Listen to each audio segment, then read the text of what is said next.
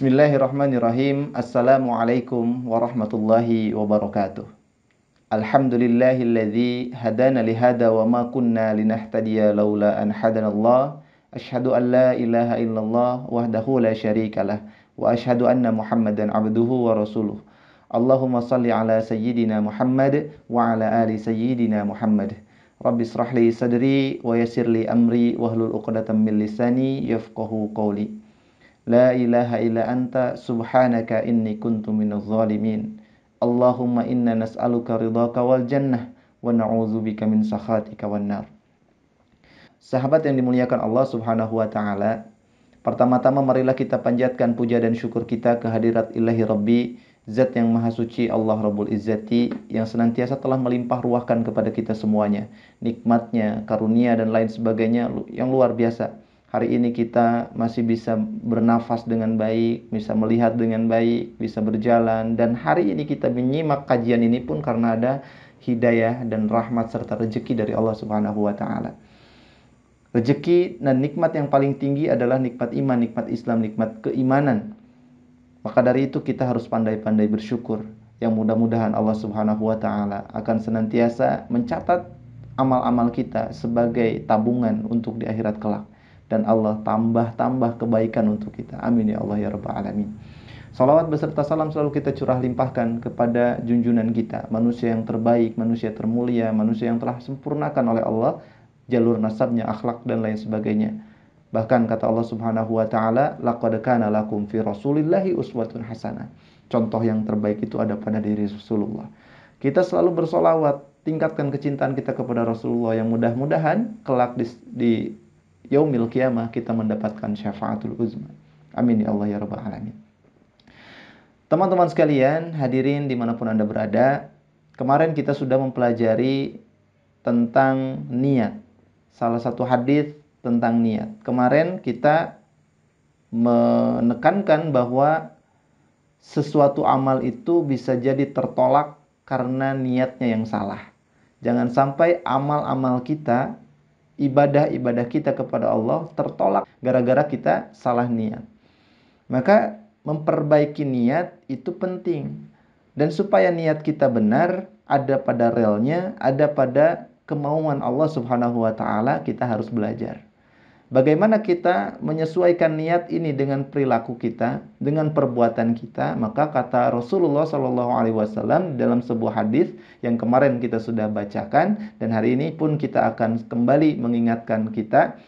Maka kata Rasulullah SAW, innamal a'malu binniyat wa innamal likulli imri'in ma nawa. Faman kanat hijratuhu ilallah wa rasulih fahijratuhu ilallah wa rasulih. Kata Rasulullah, innamal a'malu binniyat. Setiap amal itu tergantung pada niatnya. Wa innamal likulli imri'in ma nawa. Dan Allah itu akan memberikan setiap pahala kepada amal-amal seseorang itu tergantung dengan niatnya. Niatnya bagus, Allah akan berikan pahala yang bagus. Niatnya keren, Allah akan berikan keberkahan yang luar biasa. Akan tetapi kalau niatnya salah, maka kita bisa jadi mendapat dosa, bisa jadi kita tidak mendapat apa-apa. Niat pahala nggak dapat. Yang kita dapetin adalah hanya lelahnya kita beramal gitu ya. Kita ada yang merasa saya ini sudah banyak amal, padahal jong gitu ya. Ternyata dia kosong, nggak punya apa-apa, nggak punya tabungan amal, nggak punya tabungan pahala di sisi Allah.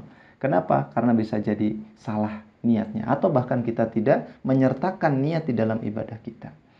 Maka sahabat yang dirahmati Allah, asbabul wurud daripada hadis ini banyak kemudian diceritakan oleh para ulama. Ini berawal dari masa-masa hijrah Rasulullah SAW.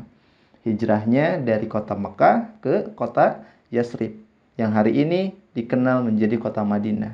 Madinah Al-Munawwarah itu adalah Rasulullah juga yang kemudian memberikan nama. Ya, yang memberikan nama. Apa maknanya? Madinatul Munawwarah. Madinatul Munawwarah itu adalah kota yang bercahaya. Kota yang penuh cahaya. Apa cahaya di sini?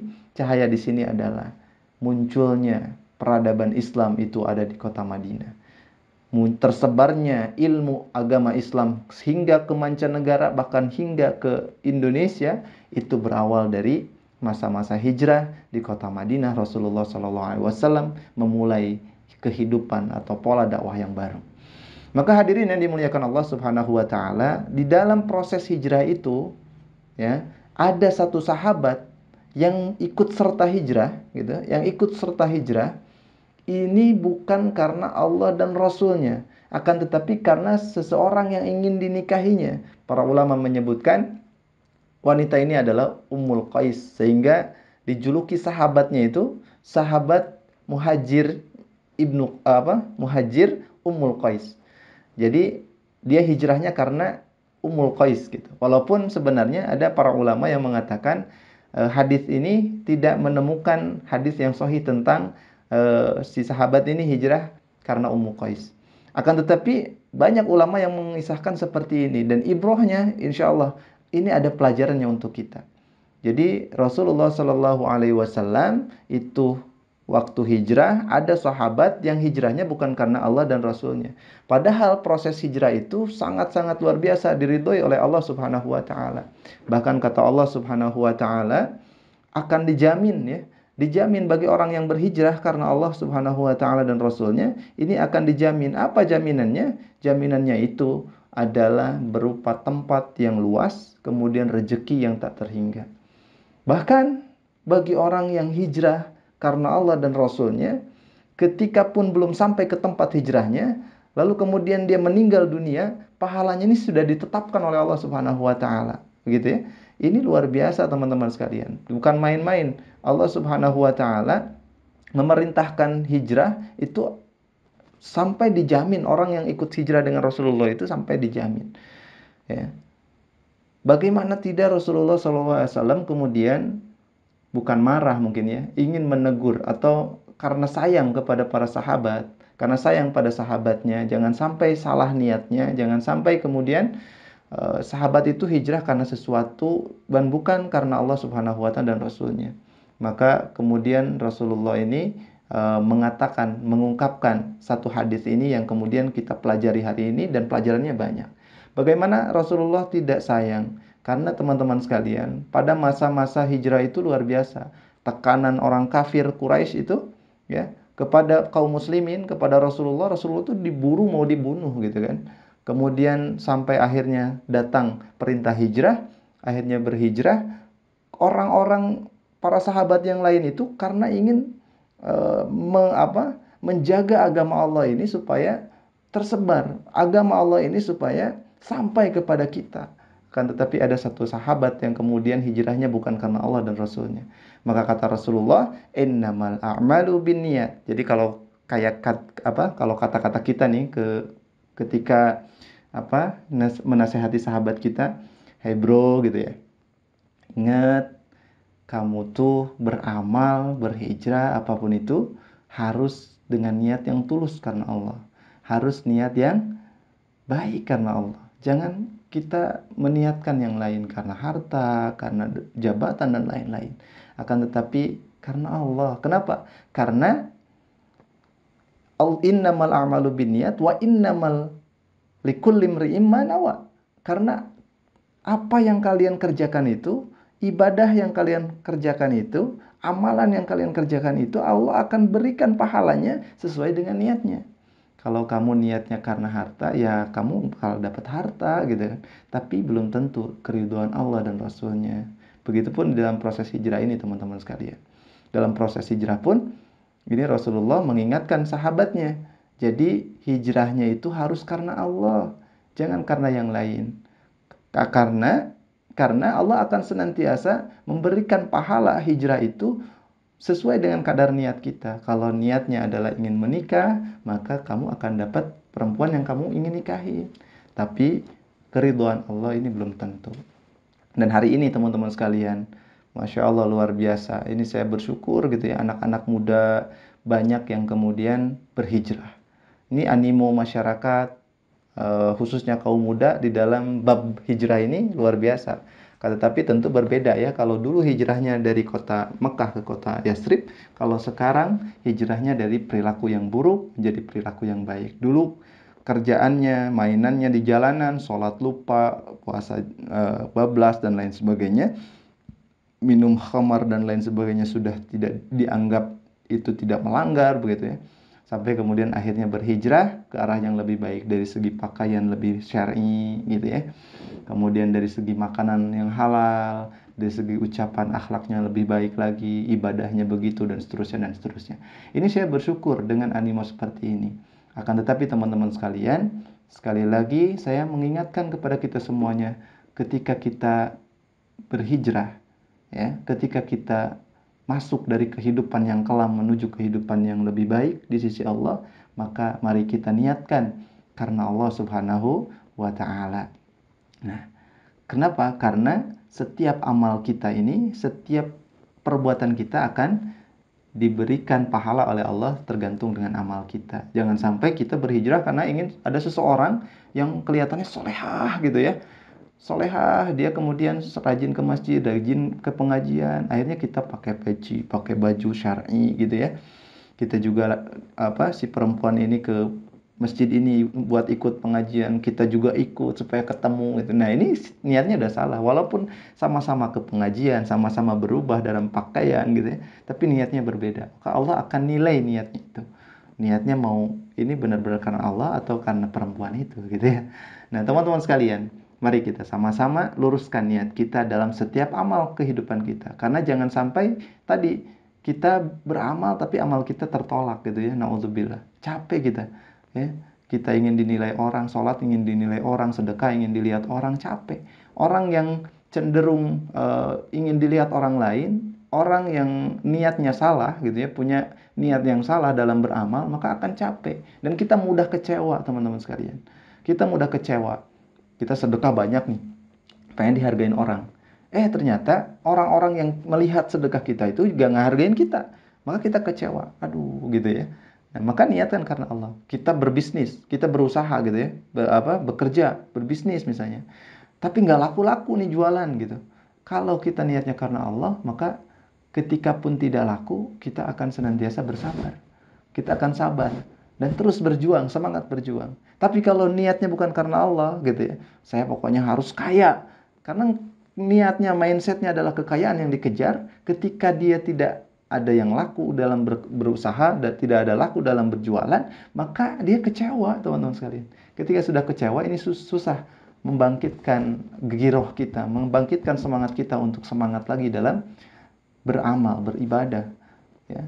Karena bisnis, kerja itu juga bernilai ibadah kalau kita niatkan untuk beribadah kepada Allah Subhanahu wa taala. Nah, teman-teman sekalian, ada ungkapan bahwa bagi seseorang itu lebih baik dia niat di awal, kemudian mengerjakan sesuatu, gitu ya. Niat baik di awal mengerjakan sesuatu, tapi kerjaannya itu nggak beres karena ada sesuatu hal yang yang tidak bisa melanjutkan itu. Ada hal yang harus meninggalkan pekerjaan itu sehingga pekerjaannya atau amalnya itu tidak dikerjakan dengan sempurna sampai selesai, tidak. Tapi dia berniat, ya, sudah punya niat baik untuk mengerjakan amal itu, untuk mengerjakan pekerjaan itu. Misalnya kita kerja nih, niatkan, ya Allah, saya kerja karenamu. Saya bekerja karena ingin mencari ridhomu misalnya. Tapi kemudian ketika bekerja, ada hal yang harus ditinggalkan. Ada hal yang mengharuskan dia meninggalkan pekerjaan itu maksudnya. Lebih baik orang yang demikian ketimbang orang yang khusyuk dalam ibadah tapi tidak disertai dengan niat.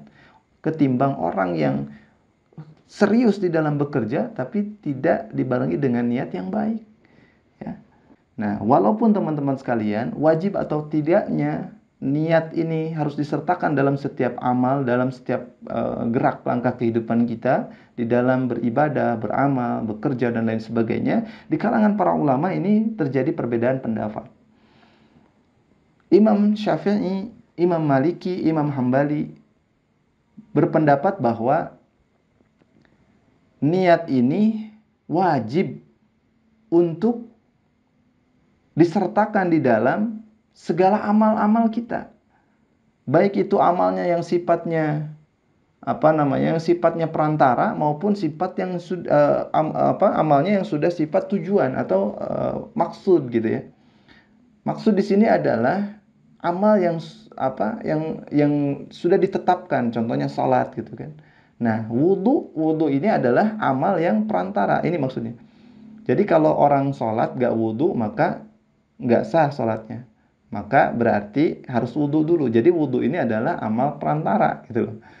Nah, kata Imam Asy-Syafi'i, Imam Maliki, Imam Hambali bahwa kedua-duanya baik itu amalan maksud atau amalan yang menjadi tujuan atau amalan yang menjadi perantara itu harus disertakan niat. Ketika wudhunya tanpa niat maka ini nggak sah. Ya, apalagi maksudnya, apalagi ibadah atau amalan-amalan maksudnya. Jadi kata Imam Syafi'i, Imam Maliki, Imam Hambali, setiap amal kita ini harus disertai dengan niat. Tapi berbeda dengan Imam Hanafi. Imam Hanafi itu mewajibkan harus dengan niat itu hanya ketika kita mengerjakan amal maksud saja. Akan tetapi untuk amalan-amalan perantara seperti wudhu tadi, maka itu ketika pun tidak menyertakan niat sudah dianggap sah. Gitu ya. Nah, ini teman-teman sekalian. Jadi letak perbedaannya adalah di sini. Sejatinya para ulama itu sepakat semua amal itu harus disertai dengan niat. Kan tapi beda di dalam mazhab Imam Hanafi. Imam Hanafi itu mewajibkan hanya untuk amalan-amalan yang sifatnya maksud saja atau tujuan saja. Tapi untuk amalan-amalan perantara ini tidak diwajibkan gitu. Kalaupun tidak membaca niat atau tidak berniat, maka itu sudah dianggap sah untuk amalan yang sifatnya perantara. Nah, adapun dalam amalan yang sifatnya independen gitu ya, berdiri sendiri, contohnya adalah membaca Al-Qur'an gitu ya. Nah, Imam Mujtahidin ini sependapat semuanya, tidak ada yang berbeda. Ini tidak perlu niat gitu ya. Jadi yang sifatnya independen contohnya adalah ngaji Quran gitu ya. Atau tilawatil Quran itu tidak disertai dengan niat, contohnya sudah sholat lalu kita ngaji tanpa diniatkan pun itu gak masalah gitu ya. Tidak akan masalah. Maka pahalanya adalah pahala membaca Al-Quran. Dan membaca Al-Quran itu pahalanya setiap huruf 10 kebaikan gitu ya. Ketika membaca Alif Lam Mim, kata Rasulullah, itu Alif Lam Mim itu 3 huruf, maka 30 kebaikan. Nah, jadi kalaupun tidak ada niat, maka Allah akan senantiasa memberikan pahala dari amalan yang kita kerjakan itu. Nah, teman-teman sekalian, selanjutnya adalah di dalam amalan yang hukumnya mubah atau jawaz. Jawaz ini adalah boleh dikerjakan, boleh disertakan niat ataupun tidak. Ketika kita makan misalnya, makan tanpa niat pun nggak masalah. Akan tetapi tentunya ini ada perbedaan teman-teman sekalian. Ketika seseorang makan, diniatkan ya Allah makanan saya ini saya makan karena ingin kuat untuk beribadah kepadamu. Ya Allah, saya ingin makanan ini menjadi penguat tubuh saya supaya saya kuat dalam bekerja untuk mencari nafkah. Ini akan bernilai pahala. Makannya dapat, kenyangnya dapat, pahalanya dapat insya Allah. Akan tetapi teman-teman sekalian, ketika kita makan tidak didasari dengan niat yang baik tadi, maksudnya niat yang baik di sini bukan berarti kita tidak baik ketika makan gitu ya. Maksudnya ketika pun makan ini tidak disertai dengan niat tadi, contohnya ya Allah, saya makan ini untuk beribadah kepadamu, tidak disertakan niat itu, gak masalah. Akan tetapi yang kita dapatkan adalah pahalanya tidak ada. Yang kita dapatkan adalah kenyangnya saja. Kita sudah makan, kenyang, udah selesai. Pahalanya nggak ada, ya. Tapi kalau diniatkan untuk ibadah kepada Allah, insya Allah kenyangnya dapat, makannya dapat, pahalanya dapat, gitu. Oke, ini para ulama berpendapat demikian teman-teman sekalian, meletakkan niat di dalam amalan-amalan yang kemudian berbeda. Pertama amalan yang perantara dan amalan yang menjadi amalan tujuan atau maksud gitu ya, yaitu sholat. Ataupun amalan perantaranya adalah contohnya wudhu. Lalu kemudian di dalam amalan yang sifatnya independen seperti tilawatil Quran, membaca Al-Quran, itu bersepakat tidak perlu untuk disertakan dengan niat. Adapun niat ini teman-teman sekalian sifatnya jawaz, boleh digunakan ataupun tidak, boleh disertakan ataupun tidak. Yaitu contohnya adalah makan, minum, dan lain-lain.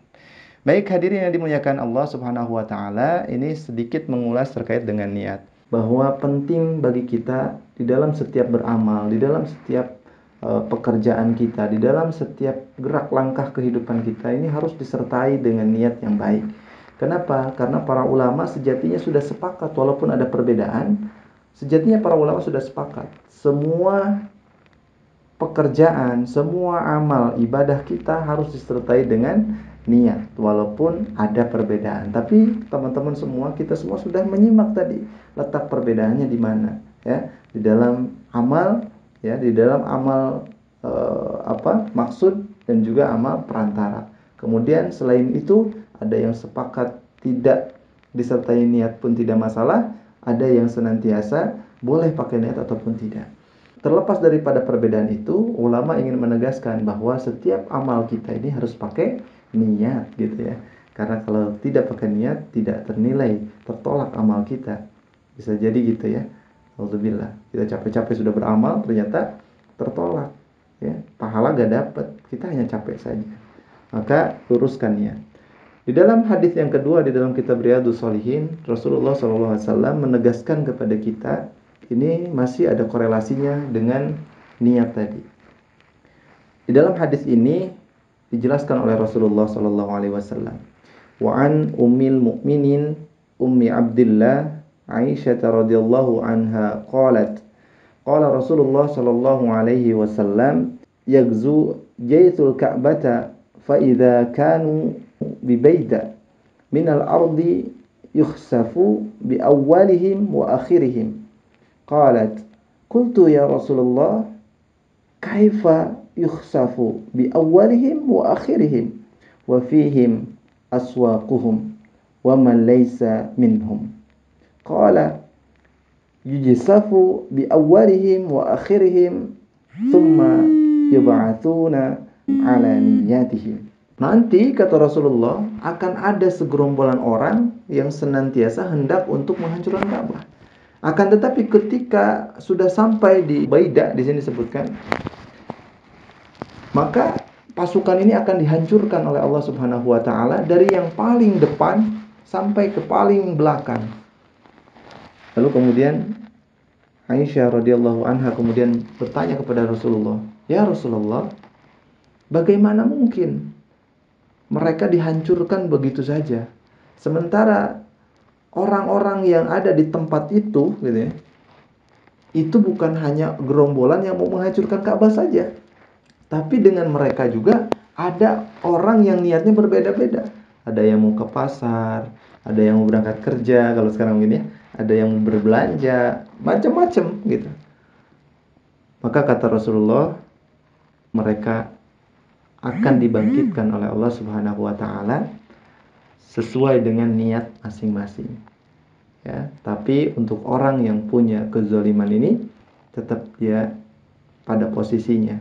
Allah akan tetap berikan azab, akan tetap berikan hukuman oleh Allah Subhanahu wa taala.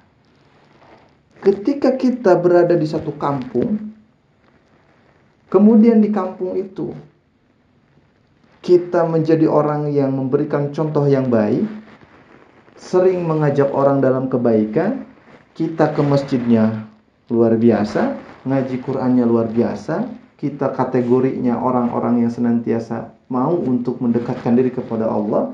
Tapi di kampung itu gitu ya, ada satu orang yang kemudian dia senang dengan kemaksiatan, senang dengan kemungkaran, senang dengan kesalahan kepada Allah Subhanahu wa taala, senang dengan kemaksiatan.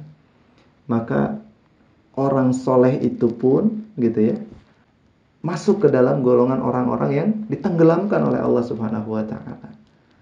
Jadi kalau sekarang ini ada yang beranggapan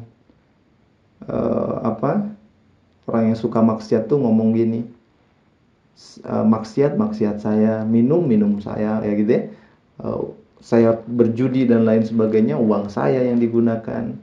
Walaupun seperti itu teman-teman sekalian, tapi tetap kita memiliki kewajiban untuk mengingatkan. Ketika tidak, kita akan senantiasa ke bawah untuk ditenggelamkan oleh Allah Subhanahu wa taala. Jadi penting kita saling menasehati, ya. Walaupun ini berat tentunya di masyarakat gitu ya. Berat di masyarakat. Ya. Jadi kalau kita ada potensi-potensi kemaksiatan, ya, kita hindari, diri kita menghindar, dan kita coba untuk memberikan nasihat-nasihat kepada mereka agar senantiasa mereka tidak larut kepada kemaksiatan yang lebih jauh lagi. Karena hukumannya dari Allah, kita pun kebagian gitu ya teman-teman sekalian. Baik, hadirin yang dimuliakan Allah Subhanahu wa taala. Hadis yang pertama tentang niat, yang kedua adalah terkait dengan hukuman orang-orang yang senantiasa akan menghancurkan Ka'bah gitu ya.